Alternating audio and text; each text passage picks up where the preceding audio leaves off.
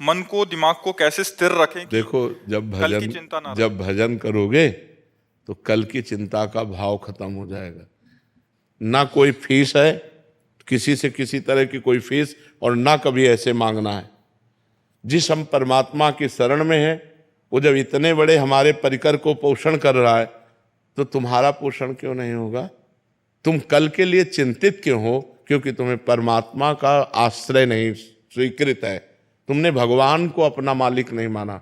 तो फिर जैसे जहाज ना हो और तैरना ना आता हो, फिर नदी में उसकी हालत क्या होगी, समुद्र में हालत क्या होगी उसकी, वैसी हालत है आप लोगों की। ना तो आपके अंदर ज्ञान है और ना भगवान का भरोसा है, तो अब ओवर थिंकिंग, भूत भविष्य काल का चिंतन, ये आपको तो परेशान करेगा ही करेगा। हम कहते हैं राधा राधा नाम जप करो और भगवान के आश्रित रहो, जब तक ब्याह न हो तब तक ब्रह्मचर्य से रहो। देखो आपका अंदर से क्या ज्ञान प्रकट होता है, एकदम आनंदित रहोगे बच्चा, एकदम आनंदित रहोगे। हमारी बात मान लो, अगर हम भगवान के सहारे हैं तो हम आपको बार बार कहते हैं किसी भी बात की कमी नहीं है और किसी को चिंता नहीं। इनको इसलिए चिंता नहीं कि महाराज जी बैठे हैं, हमको इसलिए चिंता नहीं कि भगवान है। सब एक दूसरे के आश्रित होकर भगवान का आश्रय ला, किसी को कोई चिंता नहीं। आप चिंतित क्यों हो रहे हैं अपने लिए, परेशान क्यों हो रहे हैं? हम कहते हैं आप ब्रह्मचर्य रह के देखो और नाम जप करो, बड़ी बड़ी विपत्तियों को रौंद के न निकल जाओ। तो हमसे बताओ, ब्रह्मचर्य वो पावर है जो आपकी सोच को पॉजिटिव करता है, लोग समझ नहीं पा रहे। और ब्रह्मचर्यहीनता जहां जैसे जैसे आती जाएगी, आपकी सोच निगेटिव होती चली जाएगी। निगेटिव सोच ही मृत्यु है और पॉजिटिव सोच ही जीवन है। अगर हमारा पॉजिटिव चिंतन है तो हम बहुत आनंदित रहेंगे दुख में भी। अगर निगेटिव चिंतन है तो सब सुविधाएं हैं लेकिन हम परेशान रहेंगे। अगर हम आज दहाड़ रहे हैं तो भगवान की शरण में और ब्रह्मचर्य से हैं, उससे हम दहाड़ रहे हैं, भगवान की शरण में और ब्रह्मचर्य से। वही तुम्हें सब नौजवानों को कहते हैं, तुम थोड़ा जिसे निकालने में इतना आनंद समझते हो उसको रोक के तो देखो, बहादुर बन जाओगे, माया पर विजय प्राप्त कर लोगे, हर विपत्ति हर संकट को रौंदने की सामर्थ्य आ जाएगी। धर्म से चलो, पवित्र आचरण करो, क्यों भविष्य की चिंता करते हो? वर्तमान को संभालो।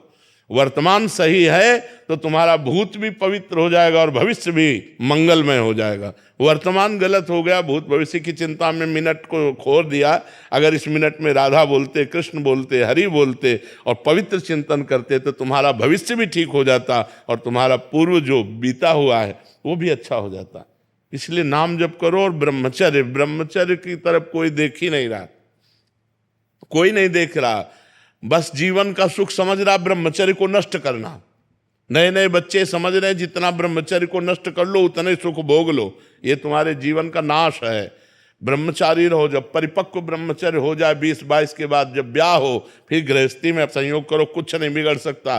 ब्रह्मचर्य नष्ट कर 12-12 वर्ष के बच्चे जैसे ब्रह्मचर्य नष्ट कर रहे हैं, अब ये 22-24 तक पहुंचते पहुंचते ये सब फ्यूज हो जाएंगे।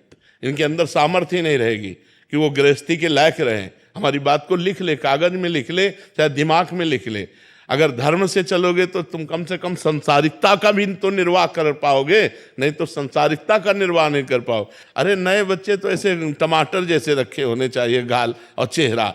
ब्रह्मचर्य का मतलब क्या होता? अब ब्रह्मचर्य नहीं तो बूझे बूझे से रखे हैं, अब वो नूडल खाएं, वो हाँ हाँ 1 लीटर 1.5 लीटर मठा पी के 4 मोटी रोटी खाकर दंड बैठक मार के किसान आदमी जो है मेहनत, अब ये मोमोज फोमोज खाकर अब भोजन सही नहीं है, आचरण सही नहीं है, तो विचार कहाँ से पवित्र और सही आ जाएंगे? ये कभी आनंदित होते हो? एकांत में चिंतन करके कभी आनंदित होते? कभी नहीं। एकांत में चिंतन करके और डिप्रेशन में पहुंचोगे। क्यों? भगवान का चिंतन नहीं। जब हम एकांत में होते, अपने प्रभु से होते, तो हृदय में आनंद की उफान आती है, आनंद की उफान। अब जब आप एकांत होते हैं तो आप गहरी चिंतन करते हैं भूत भविष्य का, गहरा चिंतन करते हैं धन का, गहरा चिंतन करते हैं क्या होगा, तो आप परेशान हो जाते हैं। अगर वर्तमान में भगवान का चिंतन, तो जैसे पूरी सृष्टि भगवान चला रहे हैं ऐसे आपको चलाएंगे। आप देखो तो भगवान के भरोसे तो होके देखो, कितना आनंद है, कितना मंगल है। खूब नाम जप करो, चरित्र पवित्र रखो, फिर आनंद हो जाएगा।